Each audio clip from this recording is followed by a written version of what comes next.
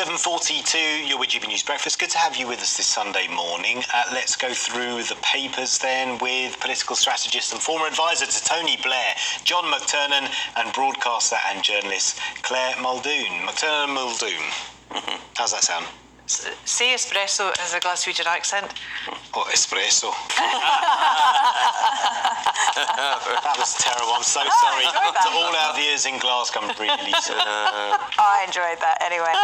Claire, this is dominating the online papers, less so on our physical papers in front of us right now. The Windsor Peace Summit, Windsor Peace Talk plans to be held before coronation. It's obviously between Prince Harry and the rest of the royal family. But isn't it just wonderful to have a day of Harry-free news on the front pages? Yes. I mean, it's been absolutely dominating the print press and indeed the online, as it's still dominating the online papers today. Of course, we can't get away from it. The coronation of King Charles is coming up in May the 6th, which is the same day as Harry's son's birthday. And will the Windsor Peace Talks avail the use of Harry and Meghan and their children to attend the coronation of Harry's father, King Charles? Who knows? Who knows? And, you know, to be honest with you, I have a copy of the book. I've started reading it, and I'm, you know, completely, like the Netflix documentary did, sent me to sleep. So it's a really good idea to have it by your bed if you want to get to sleep, because it's just a shocking on so many levels. I believe that Harry and Meghan ought to be there, you know, but I'm reticent to say that and admit that because of the circus that it might actually become, because they're clearly stealing the headlines. They are making the headlines as well as stealing them, and it's making the royal family in a very awkward position, I would say. Now here we've got a coronation, we've got a cost of living crisis, the monarchy's not that popular at the moment. Let's not kid ourselves that it is. Princess Anne, our stalwart, our wonderful woman, is the most popular royal, quite right too, I say. And you know, what is going to happen, you know, if they come from America? Where's Meghan, incidentally, over the past couple of weeks? I think she's been very, very quiet, don't you? She's not there grabbing the headlines, supporting her husband the way that he has supported her, which is his job as a husband, I would say. But some people might say that it's quite a welcome 2 weeks of silence from her. Well, yes, I do agree with you, Paul.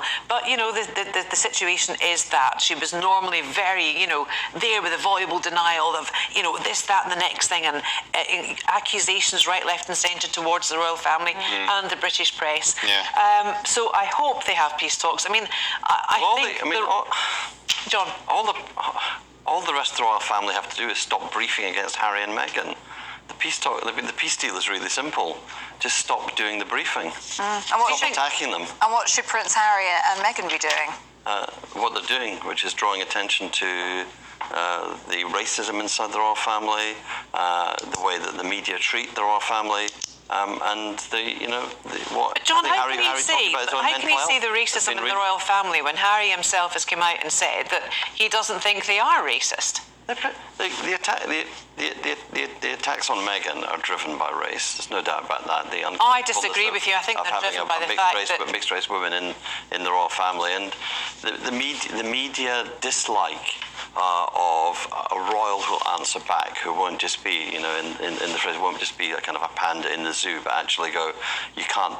I think the biggest thing that Meghan did to the royal family, to be honest, is bring a Hollywood mentality in, which is, in Hollywood, if you trash a star, you never get to cover anybody who's associated with that star again. And here, and apparently in Britain, you can trash a member of the royal family and you get exclusives next week for it. So I disagree with you. I don't think the mainstream media affront to Meghan is anything at all to do with race. I think it's because she's quite a difficult person, and I think it's because the palace have gone all out to try and help her, but she just didn't want it at all. She just didn't deal with it. And we say, you use the word Hollywood star. I mean, I would take issue with that as well. I think a two-bit part in Suits wouldn't make her a Hollywood star. It's the Hollywood integrated approach to media, which is you cross me or you cross any of the clients that I have. You never get one of our stars again. And I think it's amazing that you had the BBC royal correspondent being interviewed by the BBC, interviewing a BBC correspondent, going, "Well, Harry's complaining about there were leaks," and the BBC don't even say, "Well, you're a royal correspondent. You must know whether there's leaks or not. You must know whether Buckingham Palace do leak again. Well, tell us, because you could say for sure that never happened." It's really interesting. The BBC royal correspondent didn't deny they'd been leaking and briefing by the palace and by other parts of the royal family against Harry and Meghan. And I think it's kind of slightly sordid. The media should sort themselves out. We need a constitutional monarchy, and the transition from Queen Elizabeth to Charles III has been excellent so far. And the coronation needs to go well because it's actually a great part of our constitution.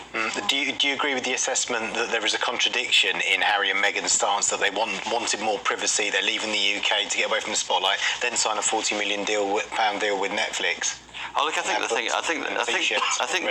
thing is, they're kind of fighting fire with fire, but they're fighting fire with that kind of mega fire, which is like. Or Meghan fire. British media are swamped by what you can by Netflix, and I think they've just gone like, fair enough. If you won't leave us alone, we'll definitely not leave you alone. And I think there has to be a peace deal in the end, and. I wonder who'll broker it, actually, and I really hope it does happen. Tony Blair. Oh, stop it, John! Stop it! Right, John, you wanted to. Let's move on from Prince Harry, frankly. For good. Page 2 of the Times. Entitled man. Well, yeah. Well, Boris Johnson had £800 credit facility as PM. What's this? £800,000. Oh right, okay. There's a dot here, so it's an 800 quid. I was thinking it was quite small.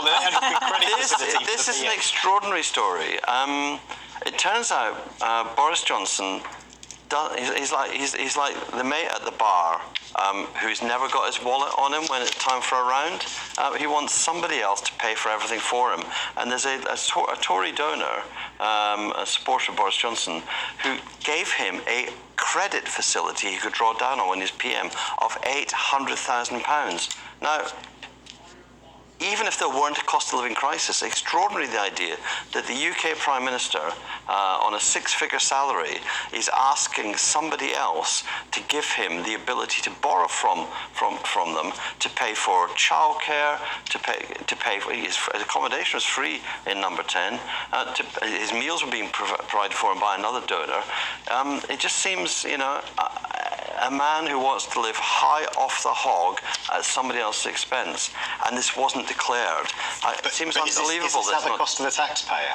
It's not, is it? No, it's not. No, it's not the cost. It's not the cost of the taxpayer, but it's the Prime Minister of the United Kingdom who makes critical decisions about our country, about our future, about defence security, about international decisions, being in hock to an individual for up to £800,000, and the idea.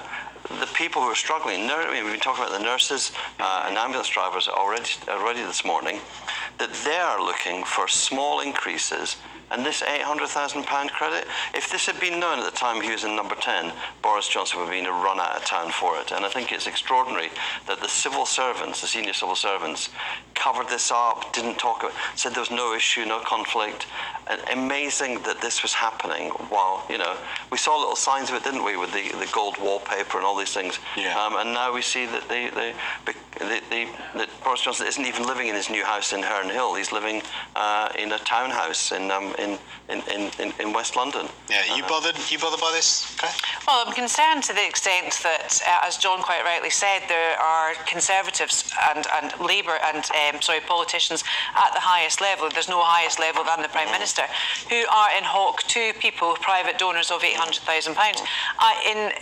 There is no defence, but I do not think that Boris Johnson is the only one you know, and when you know, Tony Blair was in power, he managed to accrue quite a large property empire with his wife, using using their children as well. So if they have the means, then they can. He's not the only one. However, there are other stories that we're going to talk about that will show the VIP lane to purchase PPE, etc. That's more dangerous to me than someone getting an £800,000 credit from a friend or a backer. Mention it as you just have. Yeah. Go on, tell us more. Right, okay, so front page of the Mirror it is today. Tory donor tycoons 4.5 million to destroy PPE. Now, this is separate to Michelle Mone and her company, MedPro, who she's stepping back from. She says she's done nothing wrong, I have to say that. However, there are investigations underway. Now, what's happened here is, out of the 20 of the VIP fast tracks recommendations by the Lords, 20 of them were Conservative MPs that have said, yes, please let this contract go through. As a result, there is millions of pounds worth of defected PPE stuff that is now being incinerated. What a waste of money. Okay. And this is taxpayers' money. Okay. This is at the cost of taxpayers' money. Okay, we'll have to leave it there, but thanks for mentioning that last one. Yep, thanks to both of you. You're back in the next hour, aren't you, Claire? John, thank you very much. Thank you. Loads of you getting in touch. It's National Pothole Day today. So we want to share some of those with you. Jane's been in touch saying Edinburgh is the pothole capital of Europe. The capital city of Scotland is an absolute disgrace, she says. Yeah, although Jean says the Isle of Wight has got loads of potholes all over the island. Peter says here in Bolton, where I live, some of the potholes are that deep you need mountaineering gear to get out of them. Pictures, please, Peter. Yes, Susan says the M4 motorway in Wales has terrible pothole problems on both east and westbound carriageways. And Ian says potholes are just another example of successive governments' underinvestment in UK infrastructure for decades. Well, do keep them coming in on any of the stories that we're talking about today. GBNews at gbnews.uk. Coming up, the latest update on the shooting in London. We'll get an update on that after the weather.